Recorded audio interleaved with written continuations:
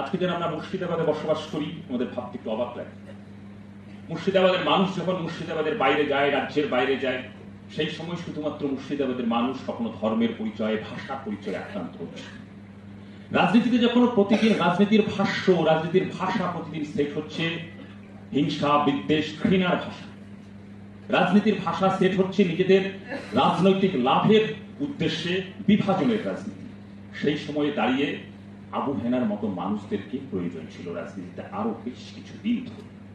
এই সময়ে দাঁড়িয়ে আমাদের দেশের গণতন্ত্রের যে কতগুলো স্তম্ভকে বাঁচিয়ে রাখার লড়াই, স্বাধীনতার পরের থেকে যে গণতন্ত্রপ্রিয় রাজনৈতিক দল এবং গণতন্ত্রপ্রিয় মানুষরা করেছেন, সেই স্তম্ভগুলো প্রতিদিন আক্রান্ত হচ্ছে, প্রত্যেক দিন আক্রান্ত হচ্ছে সেই স্তম্ভগুলো রক্ষা করবার ক্ষেত্রে এই সময়ে দাঁড়িয়ে আপনারা যারা কংগ্রেসের কর্মী, বিভিন্ন ব্লকে কংগ্রেসের নেতৃত্ব দেন, আপনাদের সঙ্গে কখনো সময়ের নিয়মে রাজনৈতিকভাবে লড়াই হতে পারে, রাজনৈতিকভাবে বিরোধ হতে পারে, কিন্তু যখন গণতন্ত্র যখন সংকটে, সংবিধান যখন সংকটে, ঠিক সেই সময়ে দাঁড়িয়ে মুর্শিদাবাদের উন্নয়নের প্রশ্নে, দেশের সংবিধানকে রক্ষার প্রশ্নে গণতন্ত্রের যতগুলো স্তম্ভ প্রতিদিন আক্রান্ত হচ্ছে আধিপত্যবাদের রাজনীতিতে, সেই স্তম্ভগুলোকে রক্ষা করবার প্রশ্নে আমাদেরকে ঐক্যবদ্ধ হয়ে সেই লড়াইটা লড়তে হবে।